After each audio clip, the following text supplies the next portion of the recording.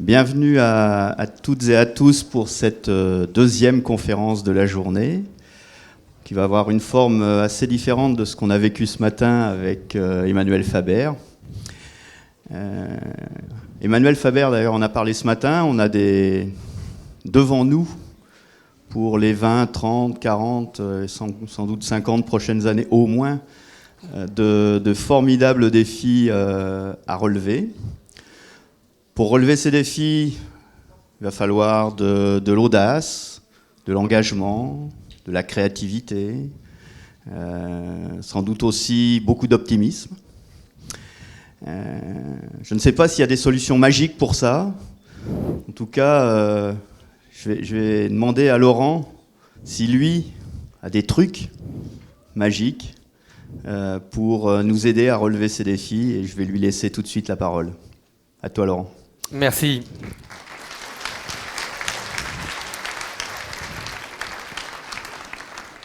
Bonjour. Et si c'était possible? Alors pour qu'on se mette dans le bain de cette conférence, j'aimerais bien que vous repreniez tous ensemble cette phrase à 3. 1, 2, 3. Et si c'était possible? J'avais ce rêve, je l'ai réalisé, super.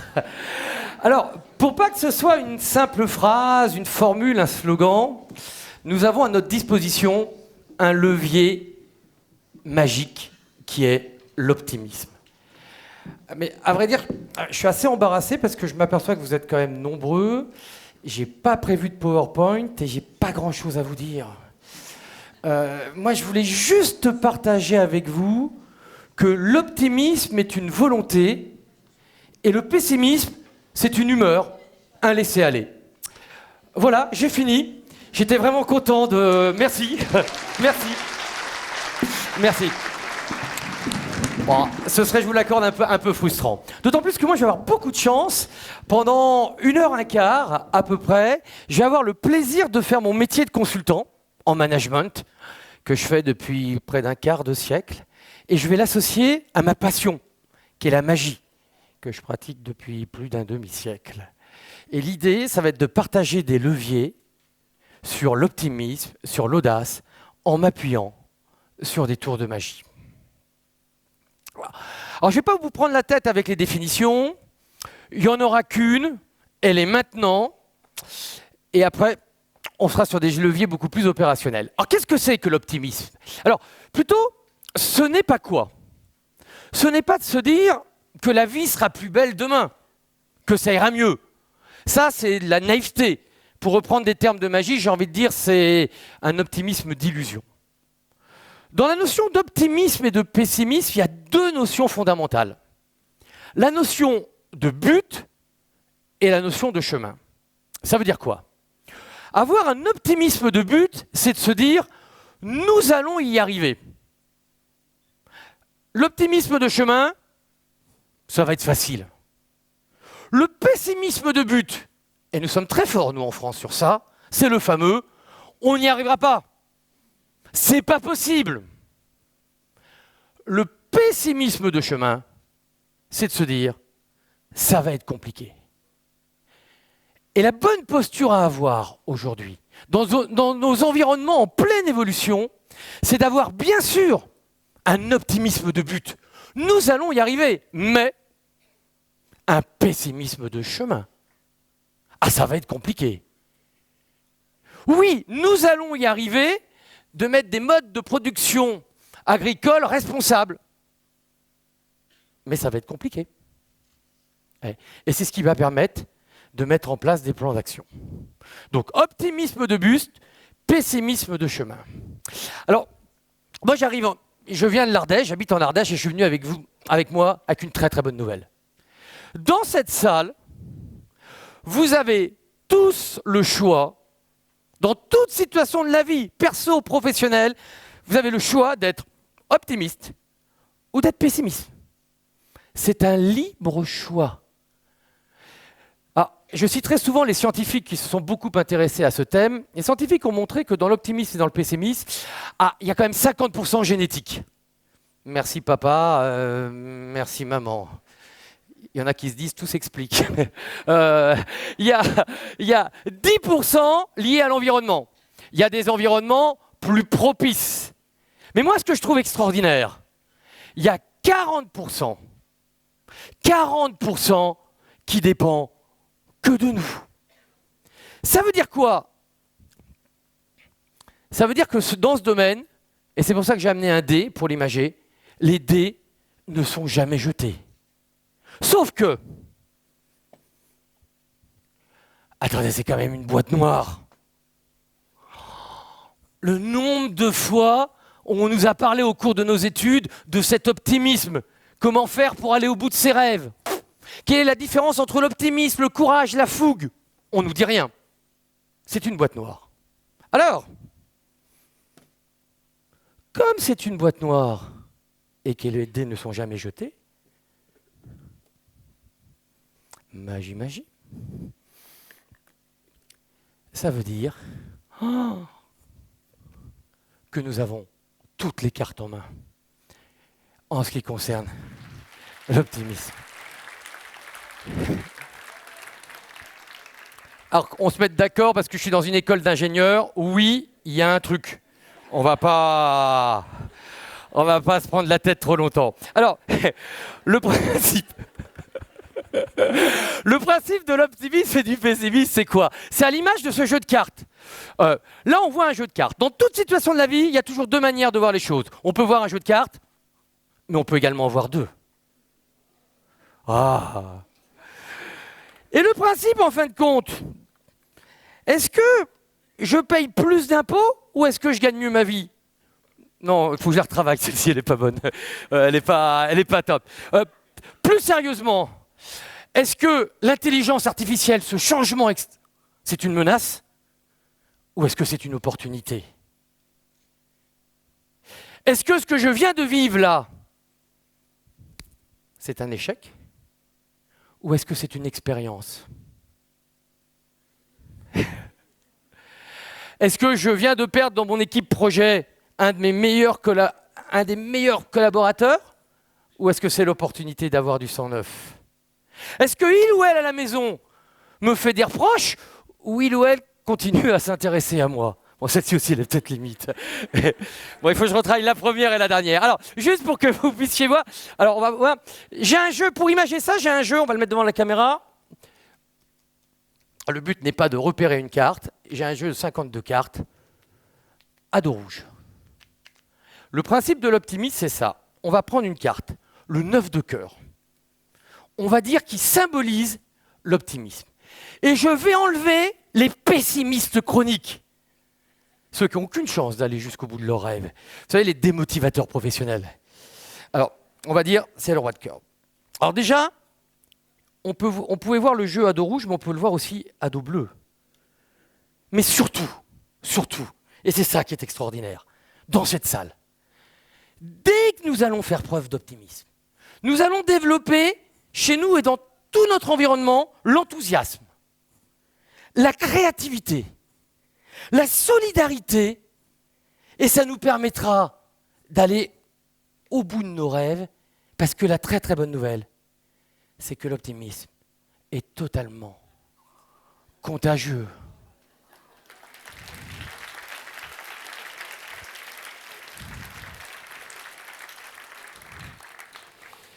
Il est totalement contagieux, et bien entendu, le pessimisme aussi. Et moi, je voudrais partager avec vous quelques leviers, quelques caractéristiques communes aux personnes qui réussissent leurs rêves, aux personnes audacieuses. Ah d'ailleurs, c'est difficile de savoir si on est audacieux. Tiens, je vais vous poser une question. Ah, vous me regardez droit dans les yeux. C'est plus compliqué pour moi. Vous êtes prêts? Test d'audace. Attention.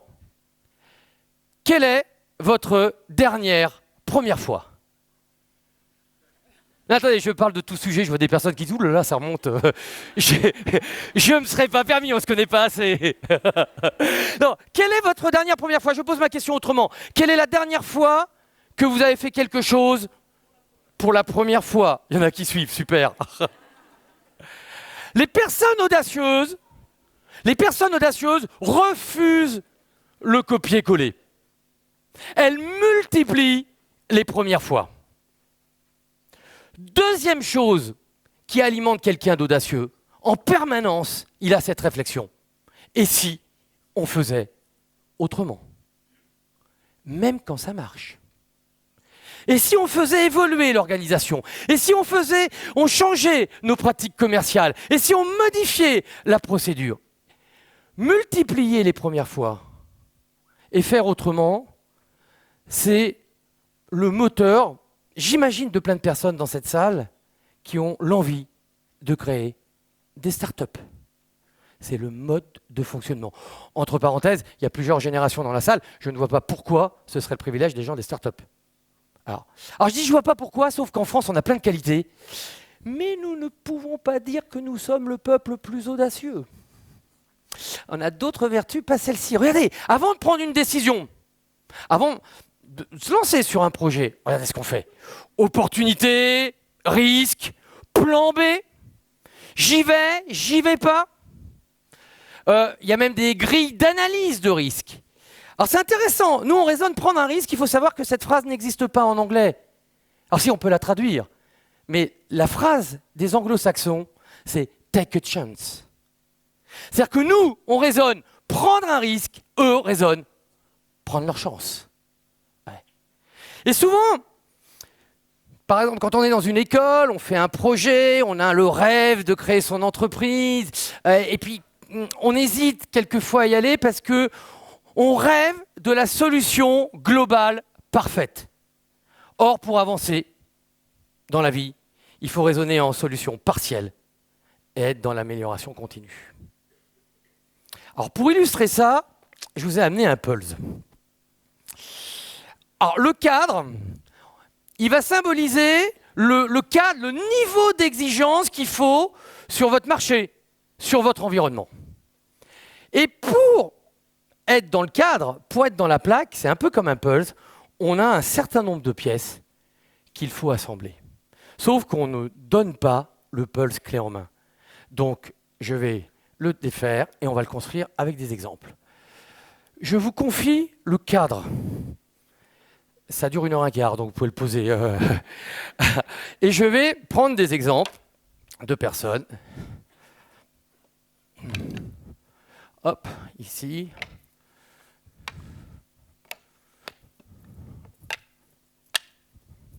Hop, faut pas que ça tombe. Et ici. Alors, dans une école, comme l'ISARA, nous sommes formés sur quoi? Sur un métier. Donc on va mettre ça ici. Donc on a besoin de compétences métiers.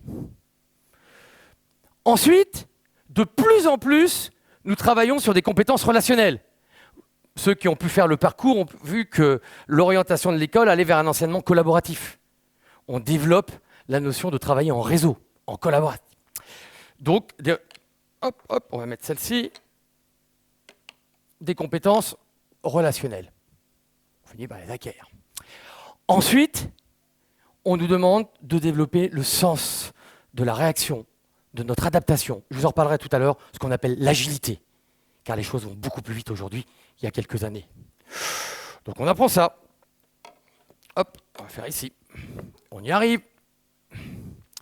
Et puis, on nous demande de savoir piloter un projet. Hop, ça tombe. Je vais le consolider. Des compétences de pilotage, de conduite de projet. On y arrive.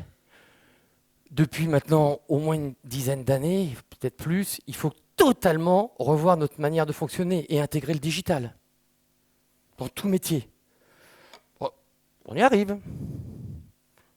Ouais. Et puis, il faut en permanence avoir des compétences communication. Pourquoi ? Parce qu'il faut mobiliser des équipes sur un projet. Il faut obtenir des financements. Il faut convaincre en permanence. On y arrive. Ouais. Et tout ça en respectant des normes qualité. Et puis, avec un certain nombre de valeurs, d'éthique. Entre autres liées à l'environnement. Nous y arrivons. C'est pas simple tous les jours et en entreprise aussi, on s'en sort. Et puis un jour, on nous dit, oui, mais attention, il va falloir maintenant intégrer l'intelligence artificielle. Donc ça veut dire qu'on me rajoute quelque chose. aïe. Et là, j'ai une certitude. Si je continue à travailler comme j'ai toujours travaillé, avec les mêmes pratiques, je ne peux pas rentrer dans le cadre. Donc, il va falloir penser autrement, être créatif et oser agir pour être créatif.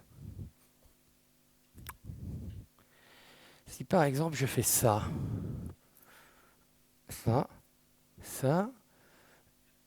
hop, on enlève celle-ci, on va monter, hop, hop,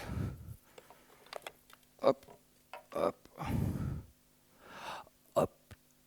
Alors, oser faire ça avec des futurs ingénieurs dans la salle, normalement, il y a toute une partie de la salle qui dit « c'est pas possible !» Mais si, on y arrive. Mais merci. Mais ça ne s'arrête pas là. On nous dit, j'aime bien, il y en a dans la salle qui disent, à mon avis, il y a un truc là qui fait que... Alors, et puis on nous dit, attendez, il va falloir maintenant intégrer dans les modes de fonctionnement l'évolution sur les neurosciences. Et par exemple, en Europe, nous sommes très en retard sur ce qu'on appelle l'intelligence émotionnelle. Comment s'appuyer sur les émotions dans les relations. Donc, on me dit, tiens, il va falloir travailler ça. Waouh! Et là, vous avez compris le truc, si j'ose dire. Si je continue à travailler comme j'ai toujours travaillé, avec toujours les mêmes pratiques, ça ne peut pas rentrer dans le cadre. Donc, il va falloir être imaginatif, créatif et oser passer à l'acte.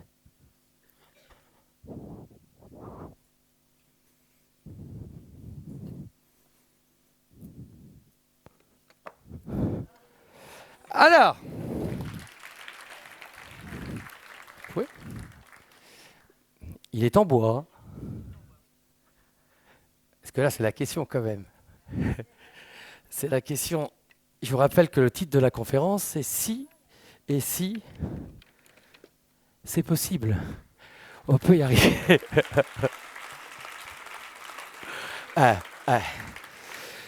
Ça veut dire qu'aujourd'hui, pour aller, j'ai envie de dire, au bout de ses rêves, pour concrétiser ses projets, il y a un levier déterminant, c'est de penser autrement. Dans cette salle, soyons tous des casseurs de routine. Osons la différence. Refusons les copier-coller.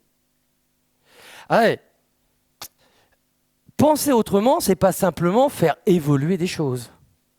Le penser autrement, c'est être en rupture par rapport à ce qu'on faisait avant. Il y a un monsieur qui a... J'adore la phrase. Certains doivent connaître la citation. C'est le papa de l'industrie automobile, Henry Ford. À l'époque où les voitures n'existaient pas, il a dit cette phrase extraordinaire. Il a dit, si on avait demandé aux gens ce qu'ils souhaitaient, ils auraient dit des chevaux plus rapides. Donc soyons en rupture. Et dans cette salle, tous ceux qui sont étudiants ont un surnom, cette génération. On vous appelle la génération sans héritage. Tout simplement pourquoi ? Parce qu'il va vous falloir, et vous le savez, réinventer en permanence les choses. Mais j'aurai l'occasion de vous en parler tout à l'heure. Alors, vous pourriez me dire, ok, c'est un tour de magie, c'est facile, ça dans un amphi, c'est du discours. Qu'est-ce qui nous empêche de penser autrement ? Alors, on va le voir, rien ne nous en empêche, sauf qu'il va falloir travailler sur la confiance en soi, et puis notre rapport avec l'erreur et l'échec. Alors, dans notre culture. Alors, ce que je vous propose, c'est de voir d'abord la confiance en soi. Alors, il n'y a pas de gélules de confiance en soi. Si vous en trouvez, faites-les tester avant. Alors, ça veut dire que ça ne se décrète pas. Et le monde professionnel, le monde universitaire ne favorise pas forcément la confiance en soi. Pourquoi ? Parce qu'aujourd'hui, on est minimum sur le présent et on est tout le temps projeté vers l'avenir. Ce sont les projets, c'est les plans d'action, c'est les actions correctives, toujours vers l'avenir. Or, pour acquérir de la confiance en soi, il va falloir aller dans notre passé. On va voir que notre passé, c'est là où il y a un peu le secret. Et donc on a besoin d'un accessoire. Un rétroviseur. Un rétroviseur. Tout simplement pourquoi ? Parce que dans notre passé, nous avons tous des pépites et des bouchons. Je vous les ai amenés. Alors, je vais juste ranger ça. Des pépites et des bouchons. Hop.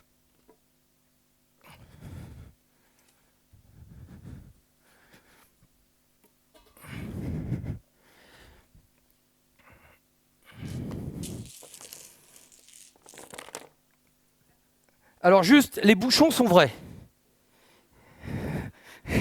C'est bien, ça fonctionne assez vite, je trouve. Alors, et on va le voir, en fonction de notre manière de regarder dans notre rétroviseur, nous allons soit nous construire un coffre-fort de confiance en soi, soit un coffre faible. Et moi, ce que je vous propose, c'est qu'on construise ensemble le coffre d'une vie. Et avec des choses très simples. Allez. Un enfant, quand il arrive au monde, il n'a aucun souci de confiance en lui. Donc, qu'est-ce qui se passe ? Alors, ses parents vont avoir un rôle à jouer. Est-ce que les parents sont plus dans l'encouragement ou la critique ? Ses instituteurs, ses professeurs. Vous savez, au collège et au lycée, l'étude a été faite qu'au collège et au lycée, quelle est la remarque qui apparaît en France le plus souvent sur un carnet scolaire ? Ouais, alors ça me rassure toujours, je ne suis pas le seul à l'avoir eu. Peut mieux faire. C'est peut-être pas faux, c'est-à-dire je ne suis pas sûr que ce soit la phrase la plus encourageante pour gagner en confiance. Ensuite, le coach sportif. S'il fait du sport, le prof de musique va avoir un rôle. Et puis un jour, il va travailler dans un projet, donc celui qui conduit le projet, ou être stagiaire, ou être salarié dans une entreprise, ce qu'on appelle son manager, va avoir un rôle. Donc on va construire le coffre, et on va, hop, je vais l'attacher, et on va prendre des exemples. Il me reste juste à mettre le couvercle, je l'articule pour pouvoir l'ouvrir, et on va prendre des exemples professionnels et personnels. Imaginons un étudiant, il est diplômé de l'ISARA. Pépite. Il a qu'une envie, et il a développé le projet pendant l'école, c'est de créer une start-up où il veut développer une alimentation basée sur les insectes et destinée, dans un premier temps, aux poissons, ensuite aux porcs, aux vaches. Et son projet, c'est de nourrir les humains. Et il crée sa start-up. Pépite. Et il a plein d'encouragement. Ça marche bien les 3 premières années. Pépite. Et puis, le chiffre 3 est souvent, 3 ans, est souvent fatidique pour un créateur d'entreprise. Il a besoin d'investissement. Il va voir les banquiers, mais il n'y croit pas. Il fait surtout un appel de fonds sur Internet et il n'a pas l'investissement. Il est obligé d'arrêter sa start-up. Bouchon. Alors qu'il n'avait vraiment pas rêvé d'être salarié dans une entreprise, il rentre dans une entreprise, dans un labo, qualité. Mais là, c'est l'horreur. On lui parle que d'indicateurs qualité, d'indicateurs de performance. Il n'est pas géré comme un humain, il est géré comme un salarié. Pas de développement de compétences, pas de convivialité. Ça ne lui va pas. Bouchon. De toute façon, comme il a 24-25 ans et qu'il sait qu'il fera 6 ou 7 entreprises dans sa carrière, il démissionne et il va avoir une autre boîte. Et là, il va avoir une boîte qui a une vraie valeur, l'innovation. En plus, il va travailler sur quelque chose qu'il avait étudié à l'école, sur la transformation de la matière première de façon respectueuse et vertueuse. Oh, pépite. Tout se passe bien. Au bout de quelques années, il pense qu'il va être chef de projet, qu'il va évoluer, et ils ont recruté quelqu'un à l'extérieur. Bouchon. Mais c'est pas grave, il continue, il va recréer une start-up, et là, il va s'orienter avec un associé sur le biomimétisme. Bon, pépite. On pourrait continuer, on a tous des bouchons et des pépites d'un point de vue un peu professionnel. Allons dans la vie perso. Vous rencontrez votre compagnon ou votre compagne. Pépite. Alors, vous avez des enfants.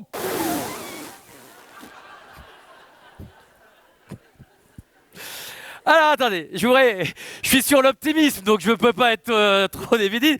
On va essayer de se mettre d'accord. C'est-à-dire, ils sont tout neufs. Pépites. Oh là là là là là là là là, c'est pas possible. Quelquefois, bouchon. La vie est faite que dans les parcours perso, quelquefois, il y a des séparations, il y a des divorces. Pour certaines personnes. Alors,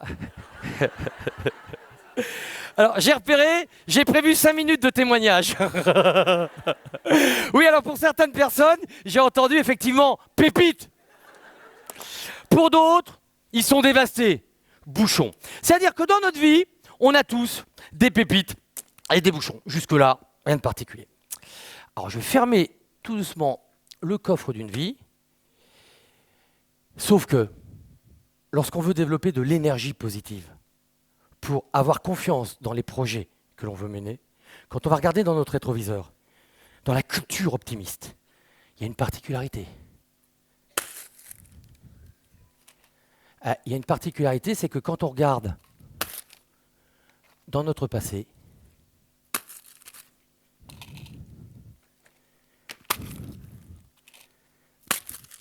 quelqu'un d'optimiste a archivé, essentiellement dans son cerveau, que les pépites. Merci.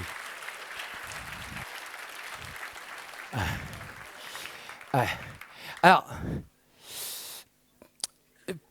en sport, les sportifs connaissent bien ça. Tous ceux qui ont fait du sport, à haut niveau systématiquement, mais même pas à haut niveau, ont ce fonctionnement, ils enregistrent en général une de leurs meilleures performances. Il est fort probable que Martin Fourcade ait enregistré ses 3 médailles d'or aux Jeux Olympiques d'hiver en biathlon il y a quelques semaines.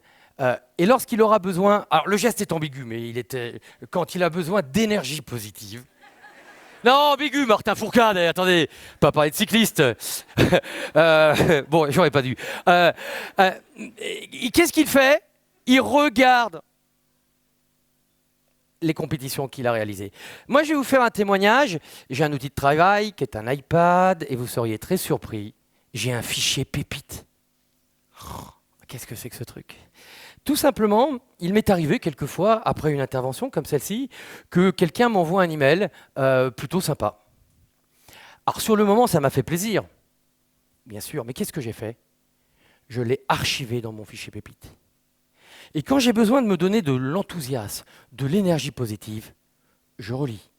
Et je vais vous faire une confidence, ce matin, j'étais dans mon Ardèche au petit déjeuner, je savais que je venais à 14h30 ici. Qu'est-ce que j'ai fait? J'ai ouvert 2-3 emails. Ouais. Et je me suis dit, écoute Laurent, tu l'as déjà fait, il n'y a pas de raison. Donc, archivons nos pépites. Et lorsqu'on a un projet en tête avec des doutes, c'est très très important de regarder dans son rétroviseur nos pépites et de faire regarder ceux qui nous accompagnent dans le projet. Alors attention, il y a quelque chose qui peut nous empêcher de le faire, c'est notre niveau d'exigence. Alors c'est super, toutes les personnes qui ont un niveau d'exigence élevé avec elles-mêmes, et en général avec les autres, c'est un moteur pour avancer. Ah, sauf que c'est une limite terrible ce truc. Parce que si mon niveau d'exigence est très élevé, le résultat attendu, il est là. Et de toute façon, quoi qu'il arrive, le résultat que je vais atteindre, à mes yeux, ne sera jamais à la hauteur du résultat attendu. Donc, c'est source de frustration. Ah, il y en a beaucoup des étudiants qui vont s'orienter vers des métiers de la qualité. Alors, nuancer la phrase que je vais utiliser, mais il ne faut pas rechercher la perfection. Recherchons la juste qualité. Donc, premier levier important pour penser autrement, c'est de développer sa confiance. Et c'est les pépites. Et puis ensuite, il va falloir donner la confiance avec ceux avec qui on travaille. Alors, au fait, si vous pensiez que j'allais faire tout seul, non, je vais avoir besoin de vous et de plus en plus. Donc là, je vais avoir besoin de quelqu'un qui va venir m'aider. Alors le seul problème, si je dis pourquoi, j'aurai jamais personne. Vous comprenez pourquoi je ne peux pas faire cette intervention dans une école de commerce? Je ne sais pas vendre les trucs. Alors, non, j'ai besoin de quelqu'un de vraiment courageux. Alors, et je fais des stats pour savoir si c'est plutôt femme ou homme qui vient m'aider. Je ne peux pas faire le tour tout seul. Alors, allez. Ouais, venez.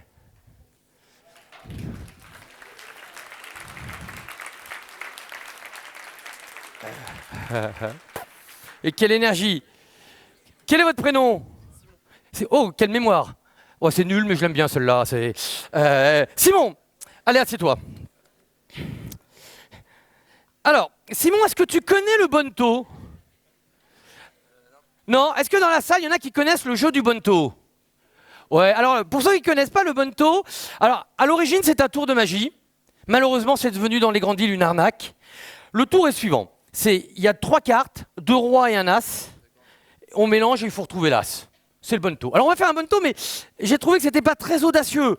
Donc, on va faire preuve d'audace quand même. Donc, on va faire un Bonto un peu particulier, Simon.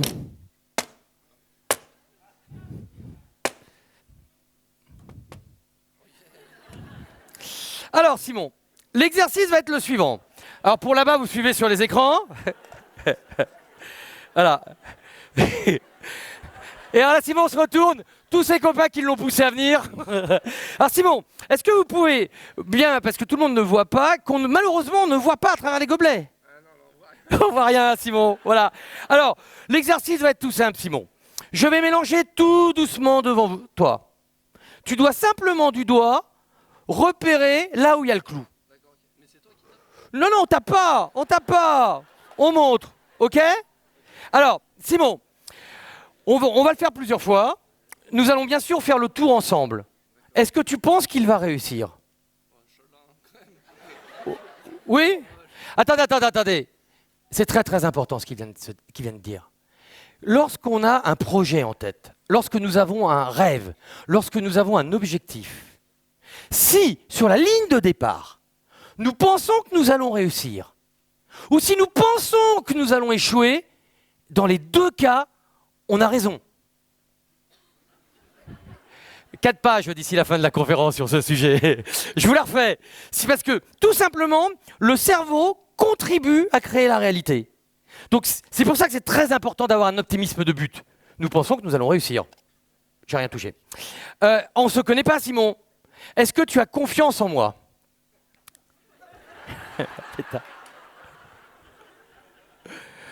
Ouais.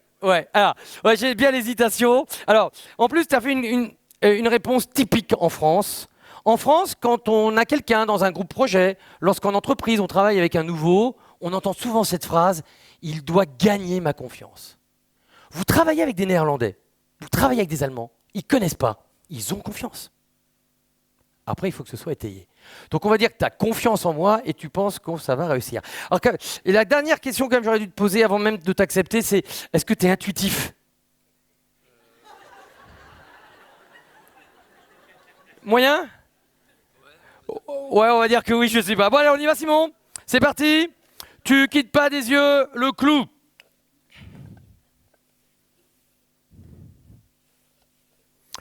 Simon, où est le clou? Bien sûr.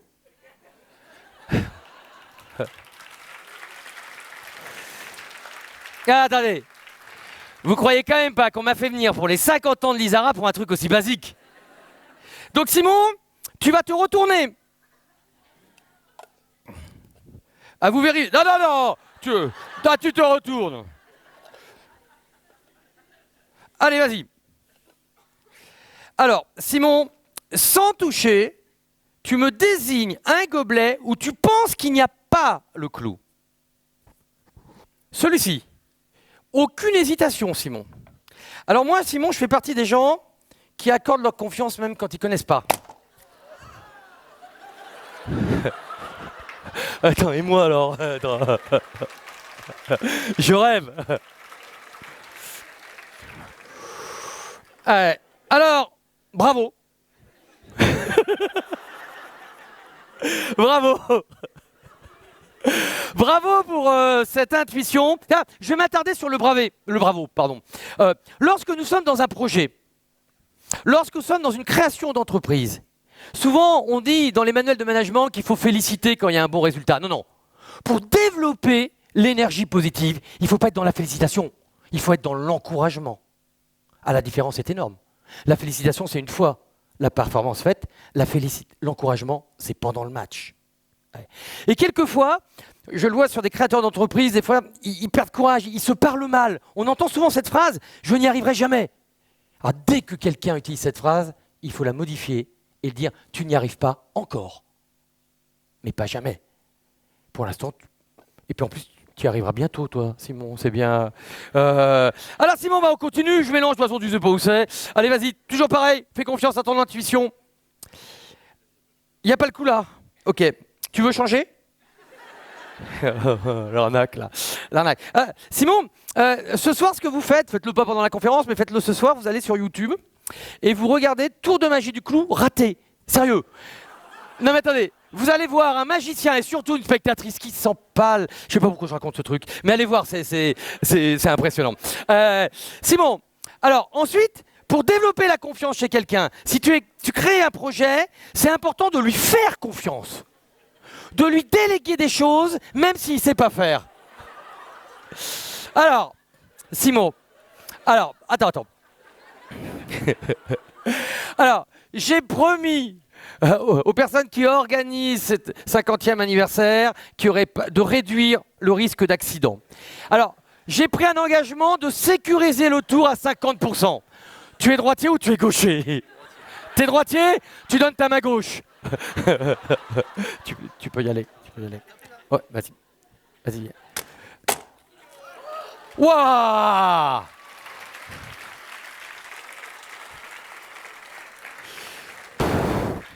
Allez, on en élimine un. Celui qui n'a pas le clou. Sûr, il n'a pas le clou. Ouais. Alors quand même, où j'ai mis le truc? J'ai mis ça là. Alors j'ai quand même pris quelques précautions. Ah, je suis désolé. Je suis parti très vite de mon Ardèche. J'ai des chiens en Ardèche. J'ai une solution cutanée pour chien, mais il paraît que ça marche. Ouais. Alors, est-ce que tu serais prêt à relever un défi? Ce qui m'arrangerait, parce que tout à l'heure, je dois faire un topo sur l'échec. Ce serait génial qu'il y en ait un de nous deux qui se plante. Allons-le, on le tente? On le tente. Allez, lève-toi. Lève-toi. Lève-toi. Ta main gauche. Ouais, pour l'instant, frime pas. Mets-toi là, sur le côté, pour qu'il puisse voir. Et on y va, ensemble. Main gauche. Main gauche. 1, 2, 3, on y va. On y va, plus vite. Allez, vas-y. On recommence, Simon. Allez, viens. Allez, tu vas. Allez, 1. Oui, je tape aussi en même temps que toi. 1, 2, 3, vas-y. Alors, vas-y, moi, je vais pas le faire. Et... Ouais, vas-y, merci. Alors, je vais paraphraser un Voltaire et j'ai envie de dire, cultive ton jardin intuitif, c'est super. Merci, Simon. Merci. Alors,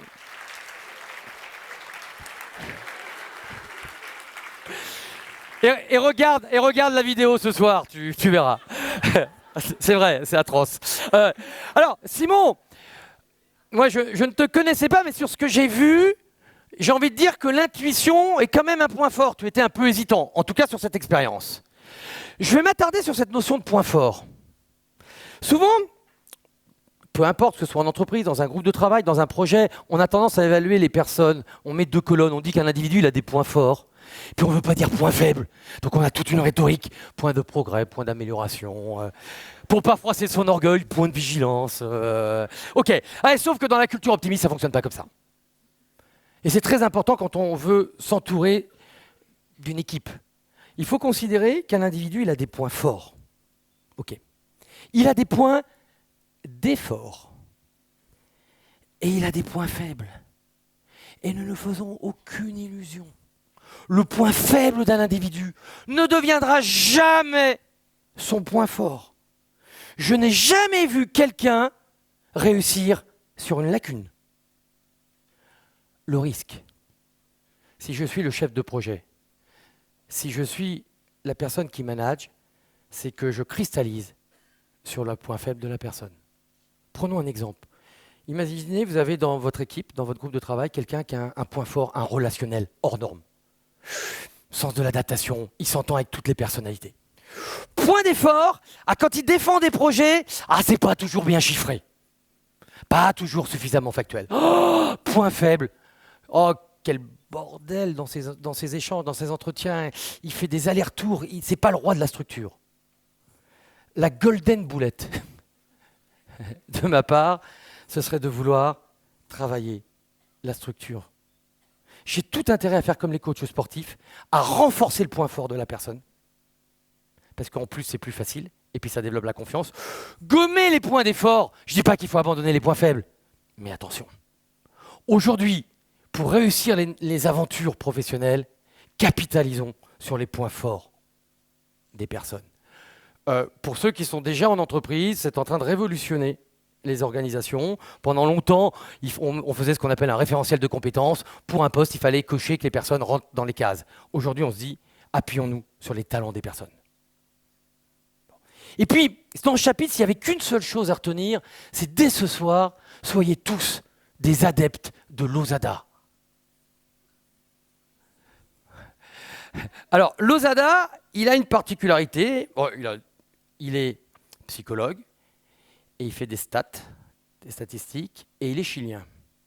Et il a démontré quelque chose qui va nous faire réfléchir.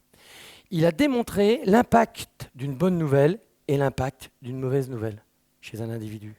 L'impact d'une félicitation et l'impact d'une critique. Alors c'est un mathématicien, il a fait des chiffres après la virgule, je ne triche pas, mais j'arrondis les chiffres. Le ratio est de 1 à 3. Ça veut dire quoi? Ça veut dire, si je vous fais une critique, même justifiée bien sûr, il faudra de ma part 3 félicitations pour émotionnellement effacer la critique. Si je vous annonce ici une mauvaise nouvelle, il faudra 3 bonnes nouvelles. Minimum. Attendez, ça fait réfléchir, parce qu'aujourd'hui, lorsqu'on conduit un projet, on peut animer son groupe projet ou son équipe que sur ce qui ne va pas, que sur ce qui reste à faire, que sur les actions correctives. Attendez, les personnes s'essoufflent. Juste une anecdote, un client que je connais bien, parce qu'on anime des formations depuis plus d'une dizaine d'années en management chez lui, c'est un petit coin de nature, c'est les laiteries Tribala, c'est Riant. Ils sont à Bourges, une boîte qui fait 2500 personnes. Je connais bien le directeur général qui est Pierre Girier. L'année dernière, dans cette entreprise, il y a eu beaucoup de changements.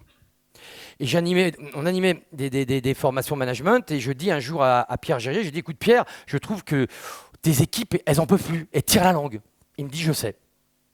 Et je lui dis, mais comment tu fais dans ta communication? Et il me dit, avec le président, l'entreprise est familiale, c'est la 2e génération, donc M. Tribala, il me dit, on est très attentif à la manière de communiquer avec les équipes et avec les groupes projets. On ne dit pas tout. On équilibre. On dit toutes les petites victoires, j'ai bien aimé le terme, et sur ce qui ne va pas, on ne dit pas tout. Alors il me dit, c'est pas complètement équilibré, mais on est très vigilant. Et il rajoute ça, il me dit, pourtant, dès qu'ils sortent de nos réunions, ils ont l'impression qu'on n'est jamais content. Oui, ratio de Losada. La perception est de 1 à 3. À titre professionnel, je vais plomber l'ambiance. Il l'a fait à titre perso. Le ratio est de 1 à 5.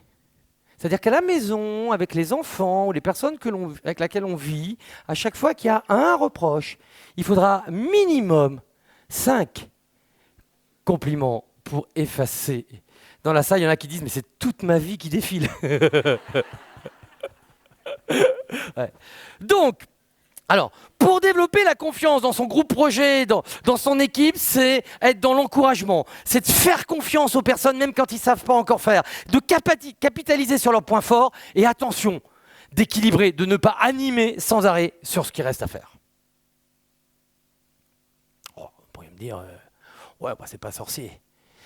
Sauf que notre éducation nous plombe terriblement.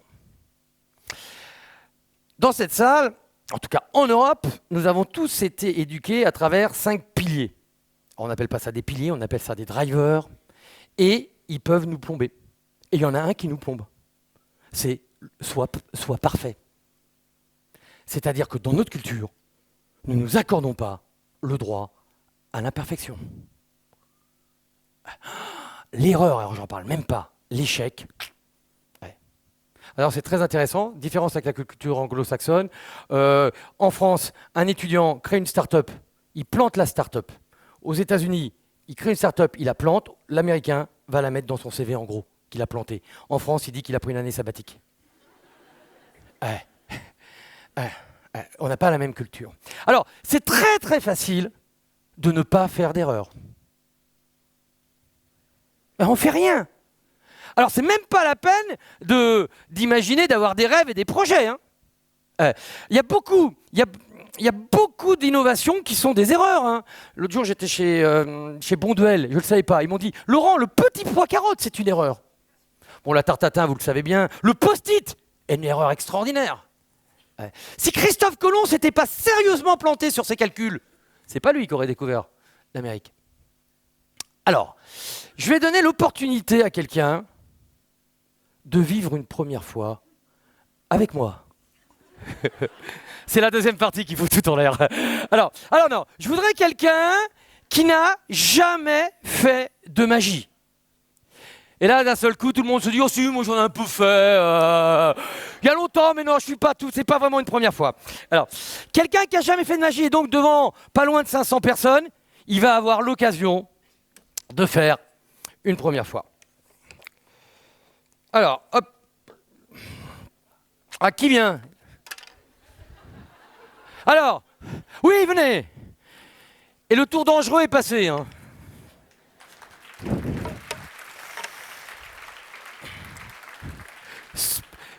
Quel est votre prénom ? Melvin. C'est la première fois ? Là pour la magie ? Super. Restez là, Melvin, je vais chercher des accessoires. Mais ils sont pas dangereux.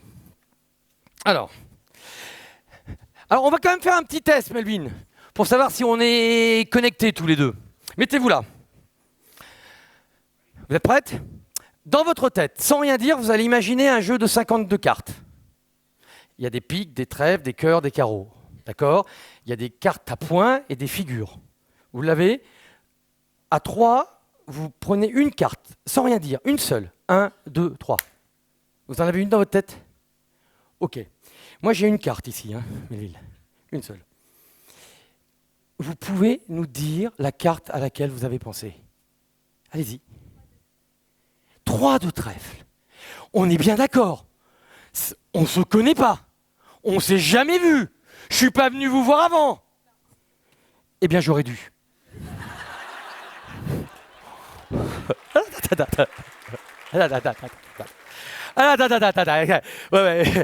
Ouais, pas terrible le magicien. Attendez. Vous allez voir quand même, il m'arrive de faire des interventions sur d'autres thèmes, et souvent avec de la magie, et même s'il y a d'autres tours, je teste cette expérience. Mais aujourd'hui, j'ai un taux de réussite de 50%. Alors, je triche un tout petit peu. Tout simplement, en France, en termes de probabilité, lorsqu'on demande une carte à quelqu'un, il y a 2 cartes qui vont sortir le plus souvent, c'est l'as de pique et la dame de cœur. Alors, sauf que là, je viens de le planter.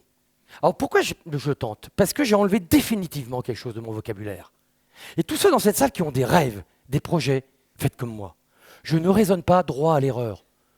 Je raisonne droit à l'essai. Alors, quand ça ne marche pas complètement, là, je m'en sors par une boutade, ça fait un peu sourire. Et quand je m'en sors, dans la salle, j'entends « Ah, ça c'est fort, ouais, tu m'étonnes. » Alors, et je préfère qu'on ne soit pas connectés. Est-ce que, Melville, tu joues aux cartes ? Pas trop ? Mais ça m'arrange tout ça. Alors, je ne sais pas si tu as une poche ou mets le papier, voilà. De toute façon, il ne touche pas. Alors, ce qu'on va faire, tiens, viens derrière la table. Je te donne un jeu. Est-ce qu'il n'y a plus rien ? C'est bon ? Allez, tu prends les cartes, tu les regardes. Toutes. Tu les regardes. Et tu mélanges ou tu coupes, surtout si tu n'as pas confiance. Non, je plaisante, tu mélanges, vas-y. Tu mélanges, tu fais des paquets, tu coupes. Oh. Ouais, vas-y. Ça me facilite le tour. C'est super. Et on va recouvrir le paquet, et je ne vais plus y toucher, tu les regroupes en faisant un bon paquet. Cet après-midi, je plaisante, Melville. C'est bon, super. Tu veux recouper ? Tu peux. Non, je rêve. Ok, on n'y touche plus ? On n'y touche plus. Je le recoupe, je ne peux plus y toucher. Et là, Melville, il y a une carte. Alors, il y a plein de jeux de cartes, mais j'ai une grande carte. Une seule. Ici. On va faire le tour avec cette carte. Donc, pas d'ambiguïté dans mon vocabulaire. Reviens là. Mets-toi là, derrière le jeu de cartes, et tu vas faire des choix. tu vas faire des choix. Donc, on va choisir. Tu vas voir. Je fais 2 rangées. Rangée 1 et rangée 2. On élimine, tu vas décider d'éliminer une rangée. Donc celle que nous éliminons, on la met dans le paquet, on continue le tour avec l'autre rangée. Veux-tu éliminer la 1 ou la 2? Sûr? J'enlève celle-ci. Ok, hop, hop. Alors, ici, ce que tu vas faire, tu vas éliminer une carte sans la regarder. La carte que tu élimines, tu la mets ici. Celle avec qui on va continuer le tour, tu la mets ici, sans les regarder. Tu élimines celle-ci. Veux-tu changer? On ne sait jamais. Tu sais que peut-être... Bon, on va réussir. Alors, ce que je ne t'ai pas dit, Melville, c'est que j'ai jamais réussi ce tour. Mais je me dis, si un jour il réussit, dans la salle, les personnes vont dire « C'est pas possible !» Et j'aimerais bien que ce soit pour toi. Donc c'est celle-ci que tu as éliminée. Alors, j'y touche pas. On va faire le suspense. Peux-tu retourner cette carte et nous dire laquelle tu as éliminée? Oh. Ah purée, j'en étais pas loin, mais non. Non, pas ça. Et alors, qu'est-ce que tu as 6 de trèfle. Qu'est-ce que tu as gardé? Ouais.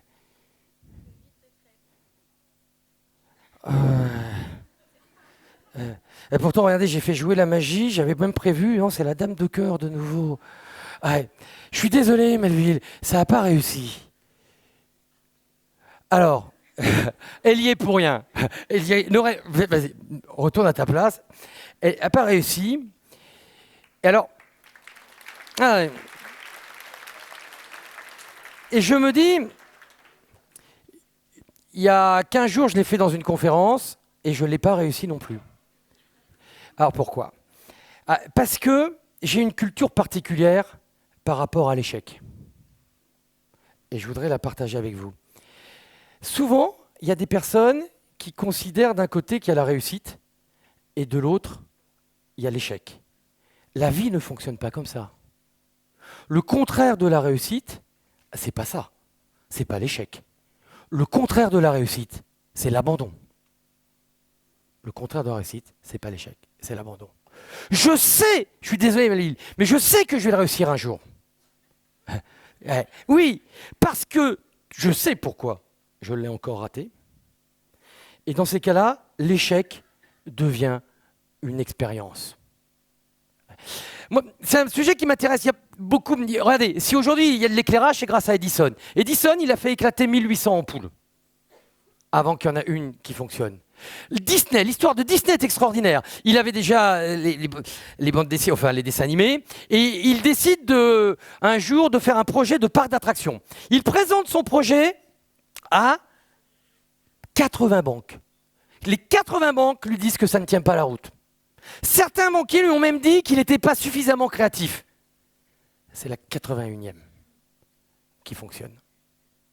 Ça veut dire qu'à partir du moment où on a un rêve, où nous avons un objectif, où nous voulons entreprendre, bien entendu, il va y avoir échec. C'est-à-dire que, pour moi, la réussite, c'est un peu comme un escalier. Sauf que dans cet escalier, il y a des marches d'erreur. Il y a des marches d'erreur. Alors on me dit souvent, mais Laurent, d'où te vient l'idée de faire de la magie avec du management? Eh bien, ça me vient d'un échec bien plus cuisant que celui-ci. Je vais vous le raconter, ça va être très rapide, mais vous allez voir avec les accessoires que j'ai. Alors, je vais vous le raconter de manière décontracte. Oh, c'était pas si marrant que ça. Hop. Hop, une corde. Ouais, une corne. Alors, il y a quelques années, j'étais en Ardèche, j'avais un bon copain qui était consultant en organisation, qui travaillait avec l'équipe de France de foot. Et un jour, il m'appelle, il me dit « Laurent, est-ce que tu voudrais venir faire des tours de magie ?» Non pas pour les joueurs, mais pour le staff. Ils étaient en train de préparer un championnat d'Europe là dans les montagnes. Et je lui dis « Écoute Jean-Pierre, moi je suis qu'un magicien amateur, prends un magicien professionnel, tu auras des tours beaucoup plus pros. Moi je fais de la magie de famille, conviviale. » Il me dit « Non, non, je veux de la magie de famille. » J'accepte. Alors j'accepte parce que je savais très bien que je n'aurais pas une autre première fois. Donc j'ai accepté. J'ai préparé mon spectacle de magie, il n'y avait pas de spectacle, il n'y avait pas de message de management, comme un fou. J'arrive là-bas, ils étaient 23, 24, il y avait tout le staff. Je fais mon premier tour. Et un peu ce qui s'est passé tout à l'heure, je le rate. Rater son entrée en scène. Alors là, vous savez ce qui se passe en moi? Un nœud. Ah, j'étais absolument pas en confiance. Alors comme j'ai raté mon premier tour, à votre avis, qu'est-ce qui s'est passé? Vous y étiez? Bien sûr, j'ai raté le second. Ouais, on rigole maintenant, mais... ouais. Et il y a eu ça en moi, ce nœud terrible, là. Mon spectacle a été une catastrophe. Je suis rentré chez moi, il m'avait réservé une chambre d'hôtel, je suis pas resté à l'hôtel, je suis rentré chez moi, je suis rentré à 3h du matin à mon Ardèche, et je dis à mon épouse, je suis nul, j'arrête la magie. Elle me dit, t'es en train d'abandonner. Ah, j'ai dit, oui. Alors, est-ce que j'ai répondu? Oui, mais j'étais mal installé. Oui, mais ils n'étaient pas sympas avec moi. C'est-à-dire, j'étais dans ce comportement, quand on étudie les émotions, qui s'appelle victime. Oui, mais c'est le client. Oui, mais c'est l'informatique. Oui, mais c'est l'autre. Qu'on peut aussi appeler le syndrome Calimero. Je crois que c'est multigénération, ça, Calimero. Ouais. Et donc, non, elle m'a fait retravailler mes tours de magie. Le problème est chez moi. Elle m'a obligé à une association ardéchoise de proposer un spectacle. Et c'est sans doute grâce à cet échec que la corde est revenue comme avant. Alors, il y a une phrase, on pourrait la projeter en grand, elle est du Dalai Lama, qui a dit « Si tu perds, ne perds pas la leçon. Si tu perds, ne perds pas la leçon. » Quelquefois dans la vie, nous gagnons. Et quelquefois, nous apprenons. Ouais. Alors, et si c'était possible, c'était le titre de la conférence. Et moi, je vais réaliser un rêve, là, devant vous, et une première fois. Alors d'ailleurs, le titre est assez surprenant pour quelqu'un qui fait de la magie, parce que le commentaire que préfèrent les magiciens, c'est d'entendre après un tour « c'est pas possible ». Qu'est-ce que fait un magicien? Il va rendre possible des choses qui peuvent paraître au départ impossibles, comme l'optimisme. Il y a 1 an et demi, je fouine sur Internet et je vois un magicien canadien qui s'appelle Luc Langevin faire un tour extraordinaire. Je visionne et ma première réaction, c'est de dire « c'est pas possible ». Puis je me dis, attends Laurent, t'interviens sur l'optimisme quand même. Il dit, non. J'ai dit, j'adorerais le faire. Je l'ai, je vous assure, jamais fait en conférence. Donc c'est pour moi un rêve, c'est une première fois. Je vais donc faire cette expérience devant vous. Ah, il va me falloir quelques accessoires. Et alors, en plus, vous allez avoir beaucoup de chance. Parce que cette expérience, je vais non pas vous dévoiler un tour de magie parce que ça n'a pas beaucoup de sens, mais 2 principes de magie. Alors attendez, je fais ça. Ici, j'ai besoin d'un sac de commission avec des produits bio, vous allez voir pourquoi. Si, vous verrez. Hop. Alors, je vais vous expliquer les 2 principes de magie. Avec la curiosité, du coup, ça permet de découvrir les tours de magie. Les magiciens travaillent beaucoup avec les scientifiques. Premier principe, les magiciens utilisent le côté limité de l'œil. Alors vous allez me dire, c'est un organe extraordinaire. Oui, sauf que les yeux ne voient pas tout. C'est le cerveau qui complète. Et qu'à une certaine vitesse, le cinéma s'inspire de ça d'ailleurs, on ne voit pas certaines choses, certaines images ne vont pas s'imprimer dans votre cerveau. Donc les magiciens vont utiliser une certaine rapidité dans les gestes. Mais surtout, ils utilisent une découverte des neuroscientifiques qui ont montré, prouvé, alors je suis désolé mesdames, qu'on soit femme ou homme, le cerveau est monotache. Ah, attendez, vous allez voir toutes les études qui existent depuis 2-3 ans, et monotache. Alors bien sûr qu'on peut faire plusieurs choses en même temps, pas avec la même concentration. Donc par rapport à ça, c'est très simple pour un magicien, il utilise le détournement d'attention. Donc détournement d'attention plus vitesse des gestes, c'est à la base du tour qui vient. Alors pour cela, je vais avoir besoin des accessoires. Alors, je vais avoir un stylo, des gommettes, et une héroïne. Elle est où mon héroïne? Elle est ici, je viens de l'Ardèche. Une noix. Elle est là. Alors la noix, tout à l'heure, il ne faudra pas la perdre des yeux. Elle va avoir le rôle principal. Et une pièce de 1 euro. Alors, hop, une pièce de 1 euro. Ici. Alors, la pièce de 1 euro, je vais la rendre unique. Donc, je vais prendre une gommette verte, moi, et puis je vais demander à quelqu'un de m'aider dans la salle. Hop. Je prends, hop, ici et je vais mettre mes initiales LJ. Voilà. Et pour qu'il soit unique, je vous demande, est-ce que vous pouvez mettre une gommette, vérifier que j'ai bien mis LJ, mettre une gommette bleue sur l'autre côté et mettre votre... oh oui, allez-y.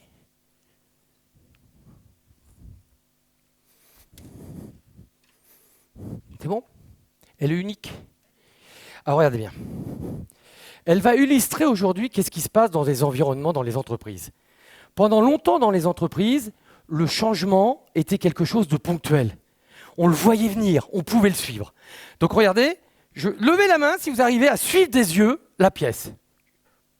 C'était il y a une vingtaine d'années, ça. Ah ouais, quand même. Ouais. On arrivait à suivre le changement, ça allait. Et puis, il y a 10 ans, les changements dans les entreprises se sont accélérés. Soyez très attentifs. Vous êtes prêts? Qui les continue à la voir? Oui. Alors c'est un peu plus compliqué. Non, non, elle est là, je vois des gestes. Et plus compliqué, mais on arrive à le voir. On arrive à le voir, sauf que, regardez, il y a eu plein de livres qui sont sortis sur l'accompagnement du changement. Il y a eu plein de formations pour aider les personnes à suivre, car les changements étaient de plus en plus rapides. Aujourd'hui, la problématique, c'est beaucoup plus... Regardez, ça se passe hop, comme ça. Ça va très très vite. C'est-à-dire qu'on n'a pas le temps de voir les changements. C'est-à-dire que le mot changement est un non-sens. En entreprise, on devrait parler d'évolution au quotidien.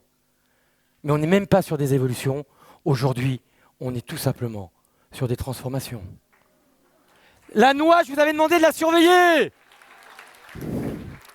Elle était là. Alors, ce qu'on va faire. Alors, attendez, avant d'aller plus loin, je voudrais quand même habituer vos yeux. On va faire une petite expérience purement magique. Vous êtes prêts? La noix, elle est là. Je la mets ici. C'est bon? Attention, je fais tout doucement. Je retourne. Comme ceci. Je fais ce geste-là et ce geste vers le bas. Où est la pièce? Est-ce qu'elle est là dans mon panier? Est-ce qu'elle est sous la tasse? Je vous aide? Ou est-ce qu'elle est là? Mais non, bien sûr qu'elle est sous la tasse. Attendez. Alors, dernière chose. Regardez, je fais tout doucement, je la mets ici et je fais ça. Est-ce qu'elle est là et je l'ai mise dans mon panier? Ou est-ce qu'elle est là? Ou elle est sous la tasse? Non, on ne va pas y arriver. Alors, attendez, on ne va pas y arriver. Attendez, gardez en tête qu'aujourd'hui, dans le monde professionnel, tout est transformation. Donc, bien sûr, qu'elle est là. Alors, attendez. Regardez comment ça se passe. Aujourd'hui, par exemple, on a une pomme. Le pomme va être le symbole du concept que nous avons. À l'école, à l'ISARA, on a développé un concept d'une entreprise, imaginons, et tout est prêt. Le concept est prêt, le plan marketing est prêt, et je me lance. Donc j'ai la pomme. J'ai envie de dire, la pomme, est bien emballée, comme ceci. Alors, regardez. Sauf que, la pomme, elle est là, la semaine suivante, elle n'est plus là. Tout simplement pourquoi?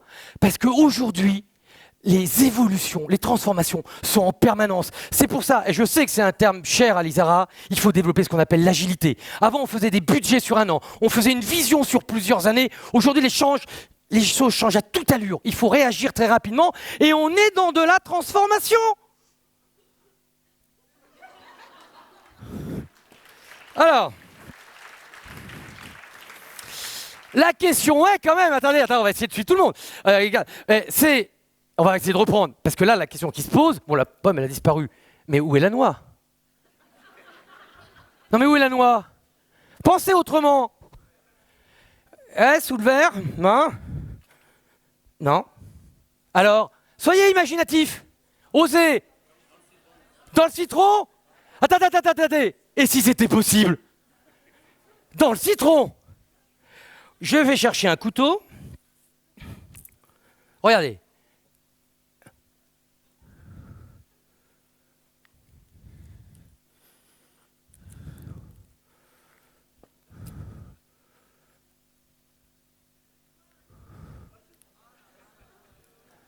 Il y a la noix. Ah, bon ça. Non, attends, oui. Mais... Alors, on va refaire, mais la question là qu'on peut se poser, où est la pièce? Ah non. Vous vous rendez compte de ce que vous me dites? Et si c'était possible? J'y crois pas. Il me faut un casse-noix. Il est où mon casse-noix? Là, alors, hop. Alors, regardez.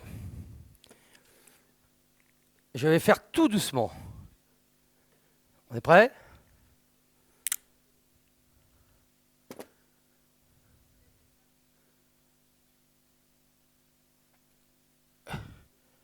Il y a bien une pièce avec des initiales. Vous pouvez venir ici, vous qui avez marqué. Là, on va essayer de l'essuyer un peu. Regardez. Est-ce que vous pouvez vérifier si... Et l'autre côté, est-ce que c'est bien la mienne? LJ. Et c'est bien, et vous aviez mis EL et LJ. C'est bien sa pièce.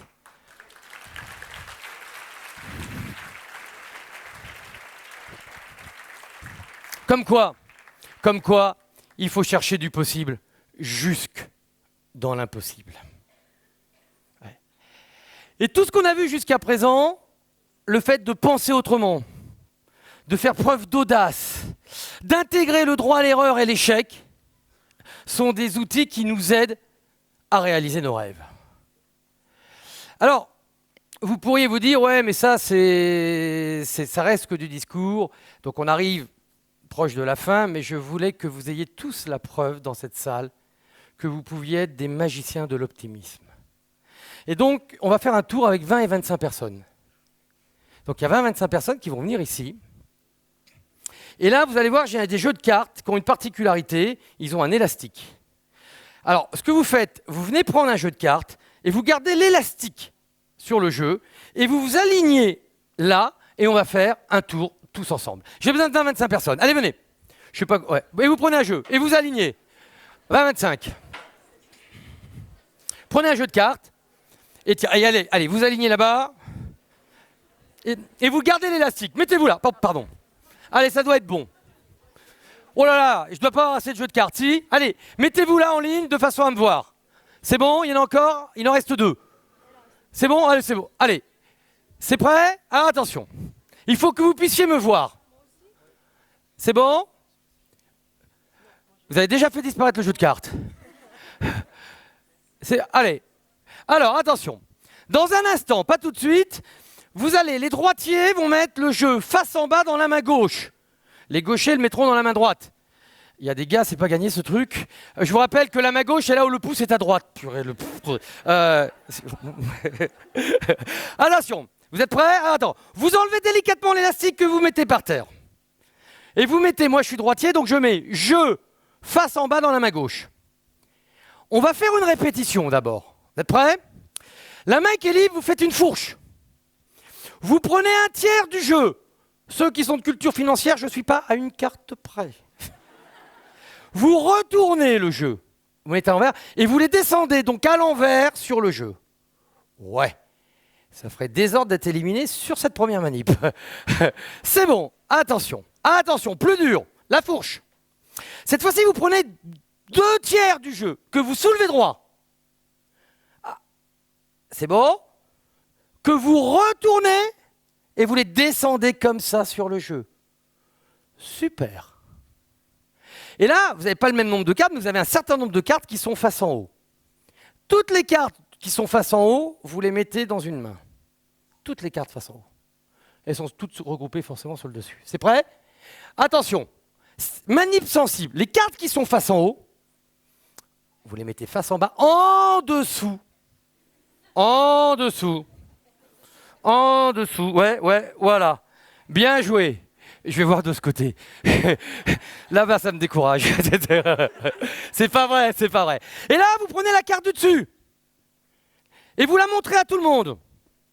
Et ils n'ont pas la même. Attendez. Et il y en a qui disent si, c'est du pot. Alors, parce que la magie n'a pas opéré. Cette carte-là, vous la mettez face en bas et vous la perdez au milieu du jeu. Attention, vous n'allez pas plus vite que moi. Ce que je vous propose, c'est que nous ayons un optimisme de but. Nous allons y arriver. Mais vu ce que j'ai constaté, on va garder un pessimisme de chemin. C'est pas gagné. Alors, et ça ne peut pas réussir à 100%, ce serait magique. Mais on va quand même faire l'expérience ensemble. Vous n'allez pas plus vite que moi. La fourche, avec la main libre. Vous êtes prêts? Vous soulevez un tiers du jeu. Un tiers du jeu. Hop. Hop. Pas grave. Ensuite, vous retournez. Vous les descendez à l'envers sur le jeu. Parfait. On approche. Vous prenez 2 tiers du jeu. Vous soulevez droit. Vous retournez. Et vous les descendez comme ça. Alors là, attention. Toutes les cartes qui sont face en haut, vous les posez devant vous par terre et vous ne regardez pas la carte qui est sur le dessus. Vous ne la regardez pas. Vous la mettez contre votre cœur, sans la regarder. Et on va faire une expérience. Est-ce que vous pouvez me montrer votre carte? Elle a un as de cœur. Moi aussi, mais à la limite, je fais de la magie. Est-ce que vous pouvez me montrer l'as de cœur? Est-ce que vous pouvez me montrer votre carte? Un as de cœur. Attendez. À 3, vous montrez tous votre carte. Ça ne peut pas être 100%, sauf miracle. À 3, vous montrez à tout le monde la carte. 1, 2, 3. Ouais! Attendez! Ouais! Tous? Ah, super! Ouais. Alors, attendez! Ouais, super! Je suis presque déçu! Non! Parce que, alors, ça aurait été super qu'il y en ait un ou deux qui échouent. Pourquoi je suis presque déçu? Alors, parce que tous ceux qui ont réussi, vous avez tous réussi, ils ne savent pas pourquoi. S'il y en avait un ou deux qui avaient échoué, ils auraient su pourquoi ils avaient échoué et eux auraient été certains de le réussir à chaque fois. En tout cas, je trouve qu'en plus que ce soit l'as de cœur, c'est un bon symbole. Ça montre qu'au sein de l'Isara, vous formez une équipe et non pas un groupe. Donc je trouve ça très symbolique. Merci et remettez les cartes dans l'élastique. Et vous mettez. Et bravo.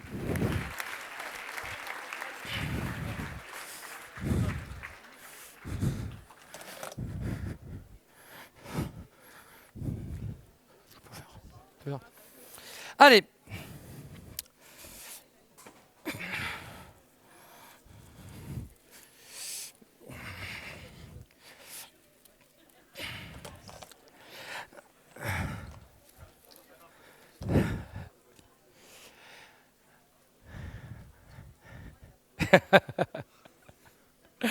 Alors, on n'a pas fait de test à l'entrée, mais j'imagine que parmi vous, il y a des personnes qui sont très optimistes et d'autres peut-être un peu moins.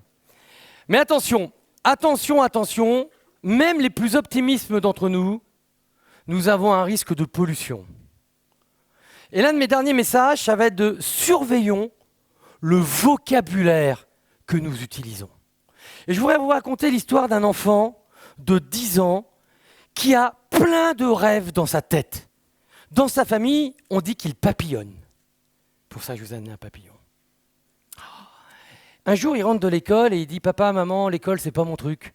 Moi, je veux devenir joueur de foot. » Alors ses parents lui disent « Ah, joueur de foot, écoute, effectivement, il y en a qui s'en sortent très bien, mais c'est pas vraiment un métier, il y a trop de risques. Consacre-toi d'abord à tes études. »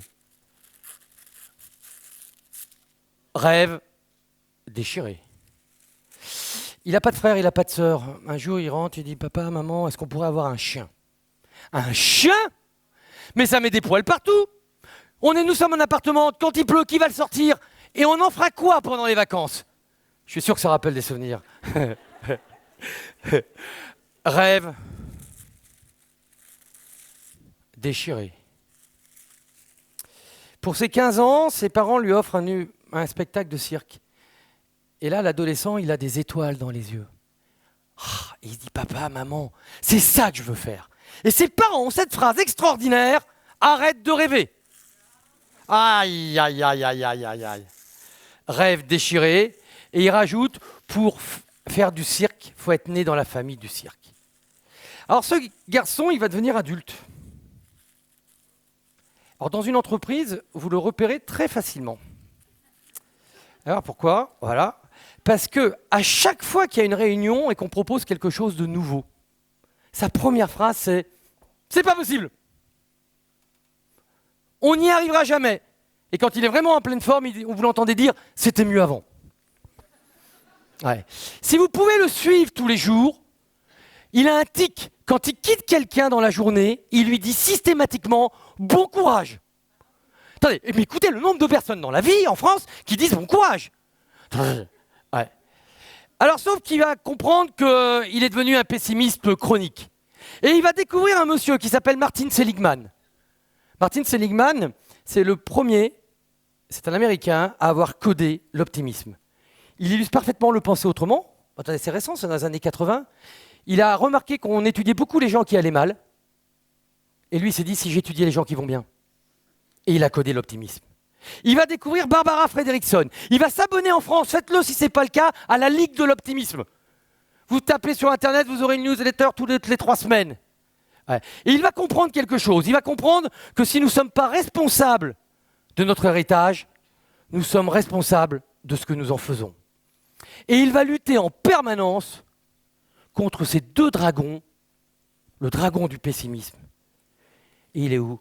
Et le dragon de l'optimisme. Mais surveillons notre vocabulaire. Prenons-nous en flagrant délit de phrases négatives. On a tendance à dire qu'on se parle mal, parce que ça veut dire que quand on utilise une phrase négative, ça traduit notre état d'esprit et ça contamine tous ceux qui nous entourent. Et pour garder mon image, faisons en sorte de garder nos papillons intacts.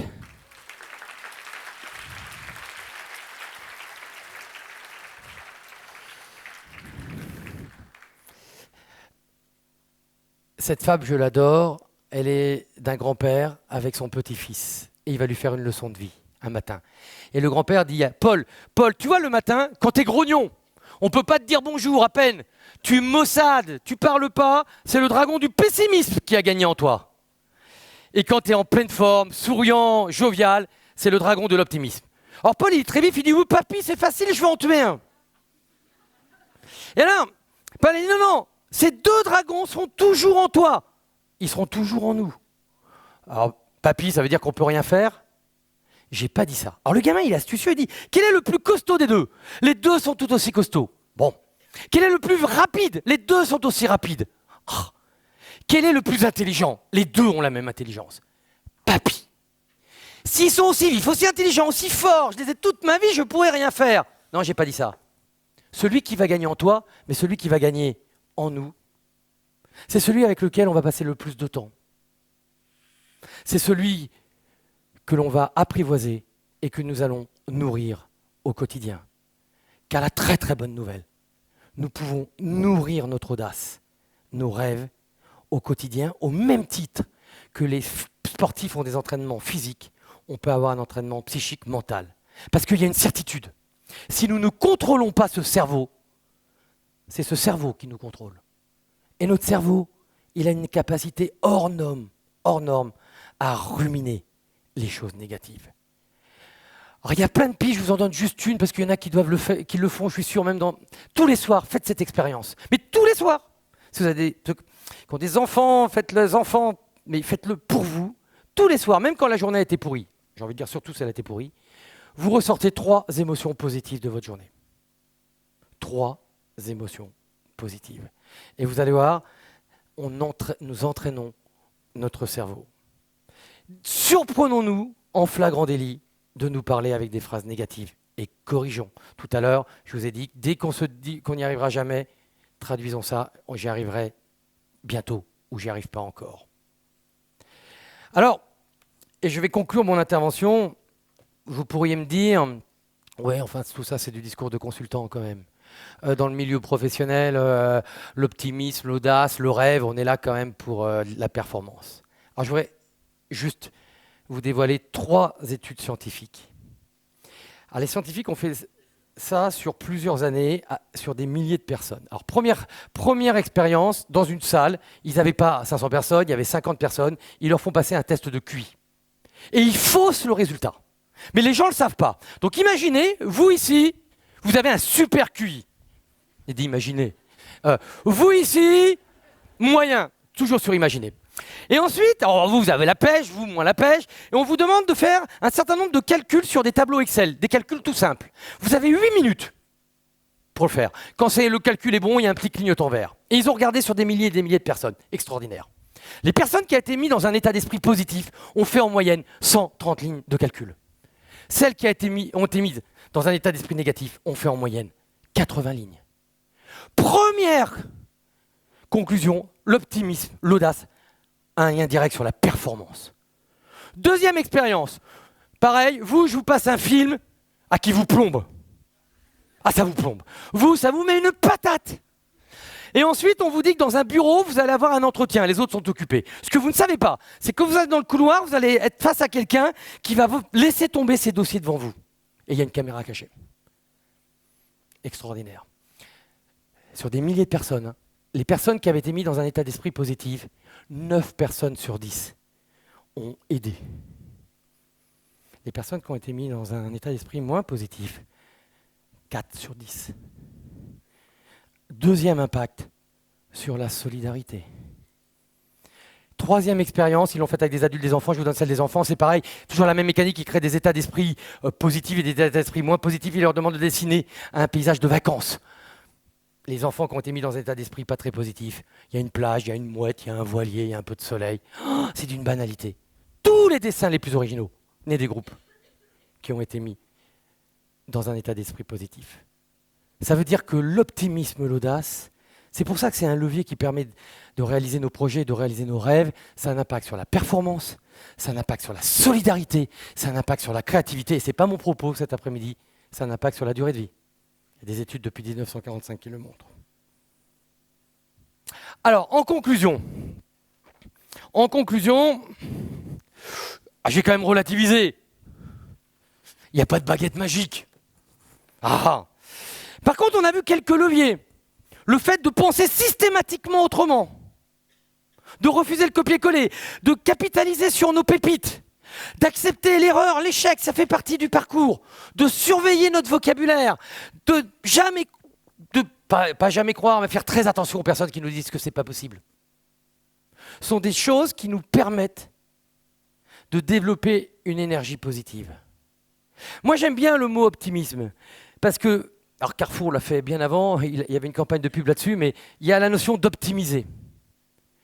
Nous pouvons tous optimiser notre comportement et de celui qui nous entoure. Et vous l'avez bien compris, cette conférence avait comme ambition simplement de vous montrer que dans ce domaine, les dés ne sont jamais jetés.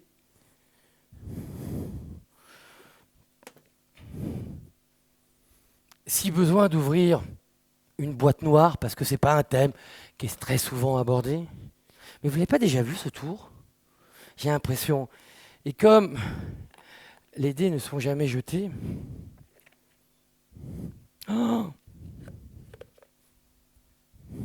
ça veut dire que dans ce domaine, nous avons toutes les cartes en main et que face à chaque situation, il y aura toujours deux manières de voir les choses. Et pour oser réaliser nos rêves, l'optimisme est un levier très très fort. Et non seulement nous avons toutes les cartes en main, et je finirai là-dessus, mais nous avons surtout une très très belle carte à jouer. Merci. Merci. Merci. Merci. Merci.